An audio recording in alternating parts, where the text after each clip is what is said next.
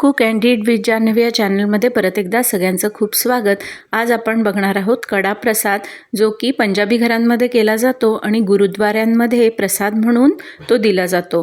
हा अतिशय स्वादिष्ट लागतो आणि करायला खूपच सोपा असतो। याच्यासाठी आपण इथे 1 कप जवळजवळ कणिक घेतलेली आहे। जितकी आपण कणिक घेतली आहे तितकंच तूप घ्यायचं आहे आणि याला छान परतून घ्यायचं आहे। याचा रंग बदलेपर्यंत आपल्याला हे परतायचं आहे। यालाच थोडा जास्त वेळ लागतो। त्यानंतर आपण चाचणी तयार करणार आहोत साखरेची, ज्याच्यासाठी आपण 1 कप कणिक आहे तर त्याच्या 2.5 पट पाणी घेणार आहोत आणि 1 कप कणिक आहे तर 1 कपच साखर घालणार आहोत। बस साखर विरघळेपर्यंत आपल्याला हे उकळू द्यायचं आहे मिश्रण आणि ते लगेच आपण कणकेमध्ये घालायचं।